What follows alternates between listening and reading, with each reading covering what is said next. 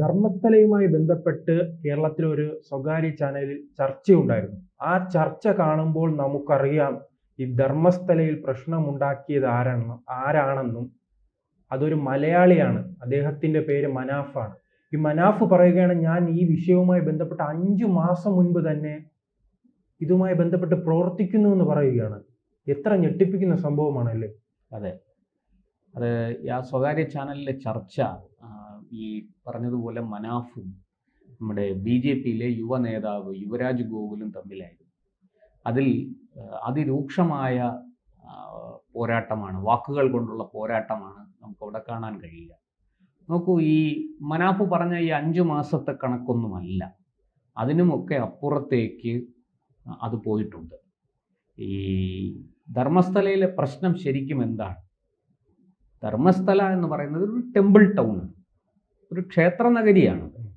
അവിടെ നമുക്കറിയാം, നമ്മൾ ഗുരുവായൂർ പത്മനാഭസ്വാമി ക്ഷേത്രം, അതുപോലെ ശബരിമല, ആറ്റുകാല്, ഇങ്ങനെ ധാരാളം, ചോറ്റാനിക്കര, ഇങ്ങനെ തുടങ്ങി മലബാറിലേക്കൊക്കെ ചെന്നാൽ നിരവധി ക്ഷേത്രങ്ങൾ കേരളത്തിൽ ഉണ്ട്.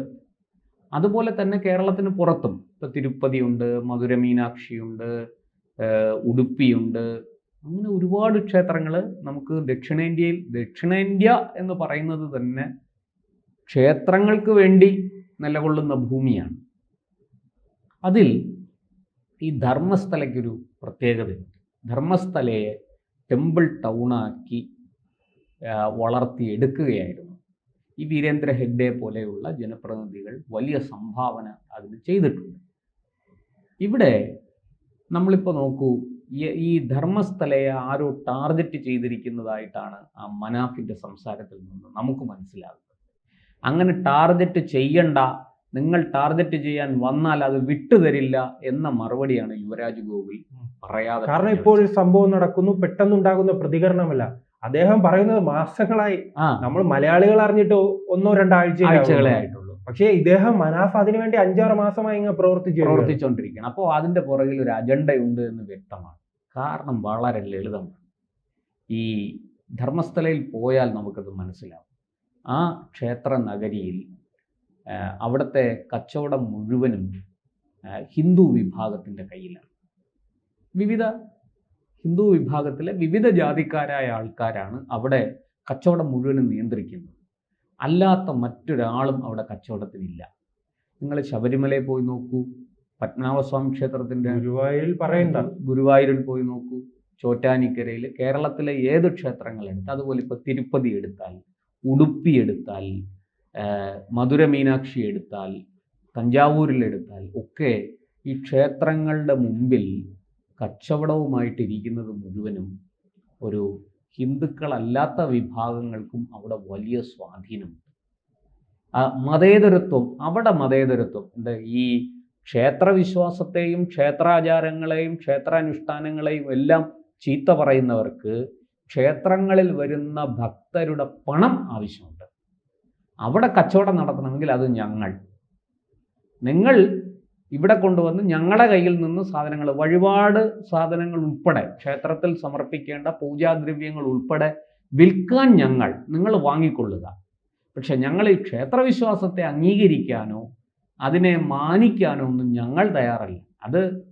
ഇതൊക്കെ വെറും കാഫറുകളുടേതാണ്. ഇങ്ങനെ പറയുന്ന മുസ്ലിം വിഭാഗത്തിൽപ്പെട്ടവരാണ് ഇവിടുത്തെ കച്ചവടം കൂടുതലും നിയന്ത്രിക്കുന്നത്. നമുക്കറിയാം, ശബരിമലയിൽ ടെൻഡർ ഏറ്റവും കൂടുതൽ പിടിക്കുന്നത് അവിടെ മുസ്ലിങ്ങളാണ്. അവർക്കാണ് അവിടുത്തെ കച്ചവടത്തിൻ്റെ കുത്തക. അവിടെ ഏതെങ്കിലും മറ്റു വിഭാഗത്തിൽപ്പെട്ട ആൾക്കാർ വന്നാൽ അവർ സംഘടിച്ച് എതിർത്ത് ആ വിഭാഗത്തെ തോൽപ്പിക്കും. ആ വിഭാഗത്തെ ടെൻഡറിൽ തോൽപ്പിച്ച് ആ ടെൻഡർ പിടിച്ചെടുക്കും. ഇത് ധർമ്മസ്ഥലയിൽ മാത്രം നടക്കുന്നില്ല. ധർമ്മസ്ഥലയിലല്ലാതെ മറ്റേതെങ്കിലും ഒരു സ്ഥലത്ത് ഇങ്ങനെ ഹിന്ദുക്കൾ മാത്രം കച്ചവടം നടത്തുന്ന, ഹിന്ദുക്കളിലെ വിവിധ ജാതികൾ കച്ചവടം നടത്തുന്ന ഒരു കാഴ്ച നമുക്ക് കാണാൻ സാധിക്കില്ല. ബാക്കി എല്ലാ സ്ഥലത്തും, ഇപ്പോൾ ഗുരുവായൂരൊക്കെ ആണെങ്കിൽ, ആ ഗുരുവായൂർ, എനിക്ക് തോന്നുന്നു ഗുരുവായൂർ മുനിസിപ്പാലിറ്റിയിൽ ഗുരുവായൂരപ്പനല്ലാതെ പിന്നെ അവിടെ ഈ ഹോട്ടലുകളൊക്കെ പ്രവർത്തിക്കുന്നുണ്ട്. ഒരു ഹോട്ടലുടമയുടെ ലീലാവിലാസം, ഗുരുവായൂർ ദേവസ്വത്തിന്റെ അടക്കം ഹോട്ടലുകൾ പ്രവർത്തിക്കുന്നുണ്ട്. അതൊക്കെ ഒഴിച്ചാൽ ബാക്കി കാരണം എല്ലാം തുളസിത്തറ താല്പര്യമില്ലാത്ത ആ ആളാണ്. തുളസിത്തറയില് ഒരു ഹോട്ടൽ നടത്തുന്ന ആള് വന്നിട്ട് തുളസിത്തറയില് തൻ്റെ ഗുഹ്യപ്രദേശത്തെ രോമം പറിച്ച് എറിഞ്ഞ് അപമാനിക്കുന്നത് നമ്മൾ കണ്ടു. എന്നിട്ട് കേസ് വന്നപ്പോൾ പറയുന്നത് അയാൾക്ക് മാനസിക മാനസിക വിഭ്രാന്തിയാണ്. ഇപ്പോൾ ഹൈക്കോടതി അത് നല്ല മറുപടി അതിന് കൊടുത്തിട്ടുണ്ട്. മാനസിക രോഗിയായതുകൊണ്ടാണ് കൃത്യമായി തുളസി തന്നെ അതെ, തിരഞ്ഞെടുത്തത്. തുളസിത്തറ അല്ല റോസാപ്പൂവോ റോസാ ചെടിയോ തുളസിത്തറ വലിയ മാത്രമല്ല, ചെമ്പരത്തിയോ. ഈ മാനസിക രോഗിക്ക് ഡ്രൈവിംഗ് ലൈസൻസ് ഉണ്ട്, അതിന് കുഴപ്പമില്ല. മനോരോഗിക്ക് ഡ്രൈവിംഗ് ലൈസൻസ് കൊടുക്കാൻ നിങ്ങൾക്ക് സാധിക്കുമെന്ന് കോടതി ചോദിക്കേണ്ടി വന്നു. അത്ര ഗതികേടാണ്. അപ്പോൾ ഇതൊക്കെ വളരെ കൃത്യമായിട്ട് മതപരമായ സ്പർദ്ധ ഉണ്ടാക്കാൻ വേണ്ടിയിട്ട് ചെയ്യുന്നതാണ്. അത് ഈ ധർമ്മസ്ഥലയിൽ പാരമ്പര്യമായിട്ട് അവരങ്ങനെ കച്ചവടം ചെയ്തു പോകുന്നു. അതിനെ ഒരു ക്ഷേത്ര നഗരിയായിട്ട് വളർത്തിയെടുക്കുന്നു. ഒരു ജനപ്രതിനിധിക്ക് അതിൽ പങ്കുണ്ട്. അദ്ദേഹം വലിയ തോതിൽ അവിടെ ഈ പറയുന്നത് പോലെ അതിൻ്റെ വികസനത്തിന്, ആ നഗരിയുടെ വികസനത്തിന് വലിയ സംഭാവനകൾ ചെയ്തിട്ടുണ്ട്. അതിനെ എങ്ങനെയെങ്കിലും അട്ടിമറിക്കണം, അവിടെ കടന്നു കയറണം, അവിടുത്തെ കച്ചവടം പിടിച്ചെടുക്കണം. ഈ ഒരു ഉദ്ദേശത്തോടു കൂടിയാണ് ചിലർ അവിടെ പ്രവർത്തിച്ചിരിക്കുന്നത്. അതിൻ്റെ ഭാഗമായിട്ടാണ് മനാഫ് പറയുന്നത്, ഞങ്ങൾ 5 മാസമായിട്ട് ഞാൻ ഇതിൻ്റെ പുറകെ ഉണ്ട് എന്ന്. ഇപ്പോൾ അവിടെ മുഴുവനും കുഴിച്ചു നോക്കിയിട്ട് എന്തായി? അവിടെ ഈ മൊഴി കൊടുക്കാൻ വന്ന സാക്ഷി, മൃതദേഹം കുഴിച്ചിട്ടു എന്ന് പറയുന്ന സാക്ഷി, അല്ലെങ്കിൽ ഇപ്പൊ ഏറ്റവും അവസാനം പറയുന്ന കുഴിയുടെ നീളം കറക്റ്റ് ആയില്ലെന്നാണ്. അല്ല, അങ്ങനെ ഇനി പലതും പറയും. അയാൾ തന്നെ വെളിപ്പെടുത്തി പല കാര്യങ്ങളും. അതുപോലെ അവിടെ ഒരു പെൺകുട്ടിയെ കാണാനില്ല, MBBSനും മറ്റോ പഠിച്ചിരുന്ന ഒരു പെൺകുട്ടിയെ കാണാനില്ല എന്ന് പറയുന്ന ആ സ്ത്രീക്ക് അങ്ങനൊരു, അവർ വിവാഹം പോലും കഴിച്ചിട്ടില്ലെന്നാണ് ഇപ്പോൾ പറയുന്നത്. അവർക്ക് അങ്ങനൊരു മകളില്ല എന്ന വിവരം പുറത്തു വരുന്നു. അപ്പോൾ ഇതൊക്കെ ആരെ ടാർഗറ്റ് ചെയ്തുകൊണ്ടാണ് ഇതൊക്കെ നടക്കുന്നത്? വളരെ കൃത്യമാണ്, വളരെ കൃത്യമായിട്ട്. ഇത് ഏതെങ്കിലും ഒരു രാഷ്ട്രീയ പാർട്ടിയെ അല്ല.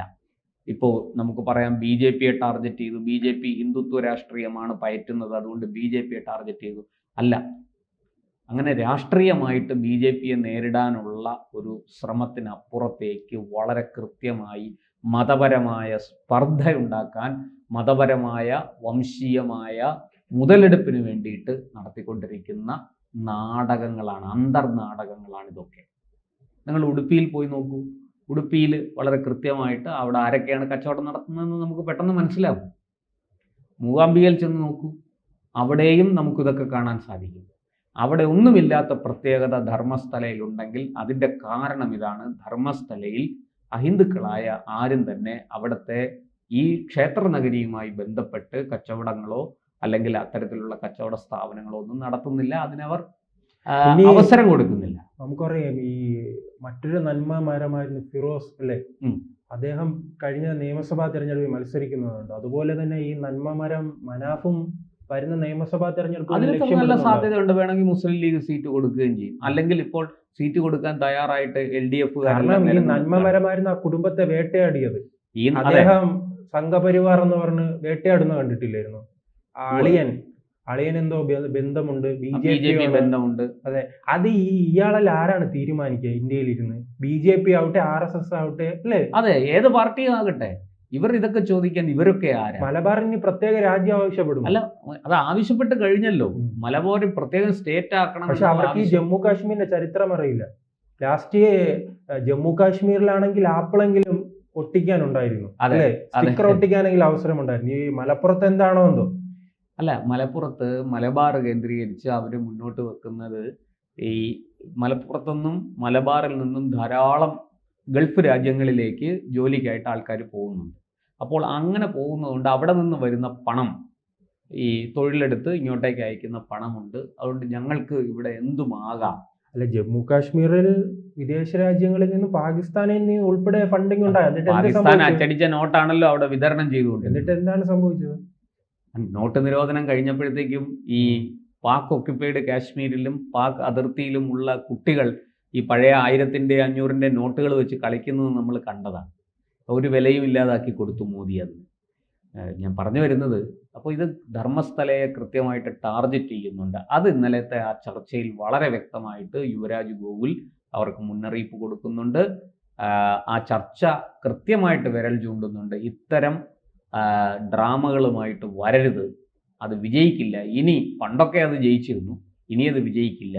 ഇപ്പോൾ തന്നെ ഈ ശബരിമലയിൽ അതും അടക്കം മറ്റൊരു കാര്യം, ഈ സ്നേഹത്തിന്റെ കട അവിടെ ഉള്ളത് കൊണ്ടാണ് അതെ, മനാഫിന് തിരിച്ചു വരാൻ കഴിഞ്ഞത്. സ്നേഹത്തിന്റെ കട, അല്ലെങ്കിൽ ഈ മഞ്ചേശ്വരം കഴിഞ്ഞ് അദ്ദേഹം ഇങ്ങ് എത്തൂലായിരുന്നു അല്ലേ? അതെ, സ്നേഹത്തിന്റെ കട അവിടെ തുറന്ന്. അല്ല, അത് മുമ്പ് നമ്മൾ ഈ ലോറി മണ്ണിന്റെ അടിയിൽ പോയപ്പോൾ കണ്ടതാണ്. അവിടെ വാസ്തവത്തിൽ എൻ്റെ അഭിപ്രായത്തിൽ അവിടെ ഒരു നട്ടലുള്ള ഭരണകൂടം ഉണ്ടായിരുന്നെങ്കിൽ ആ സംഭവത്തിൽ ഈ ഇത്രയും വലിയ എന്താ പറയുക വിവാദങ്ങൾ ഉണ്ടാക്കി ഈ മണ്ണ് കുഴിച്ച് അവിടെ ഏറ്റവും പ്രതികൂലമായ കാലാവസ്ഥയിൽ പോലും സൈനികരുടെ അടക്കം ജീവൻ പണയം വെച്ചുകൊണ്ട് ആ പ്രവൃത്തി ചെയ്യാൻ വേണ്ടുന്ന എന്താ പറയുക നാടകങ്ങൾ മുഴുവനും നടത്തിയ ആൾക്കാർക്കെതിരെ കേസെടുക്കേണ്ടത്. ഈ പ്രവർത്തിച്ച അതിനുവേണ്ടി അന്ന് ആ ലോറി കണ്ടെത്താൻ വേണ്ടി പ്രവർത്തിച്ച ആൾക്കാരിൽ ആർക്കെങ്കിലും ജീവഹാനി സംഭവിച്ചിരുന്നെങ്കിൽ ആര് സമാധാനം പറയുമായിരുന്നു? അവിടെ സർക്കാരിന് ഒരു അപകടമുണ്ടായി, ശരിയാണ്, ഒരു ലോറി നഷ്ടപ്പെട്ടു, ഒരു ലോറിയിൽ ഡ്രൈവർ ഉണ്ടായിരുന്നു, ആ ജീവൻ ആപത്ത് സംഭവിച്ചിരിക്കുന്നു, ശരിയാണ്. പക്ഷേ അങ്ങേയറ്റം പ്രതികൂലമായ കാലാവസ്ഥ, വീണ്ടും മണ്ണിടിയും, കനത്ത മഴ പെയ്തുകൊണ്ടിരിക്കുന്നു.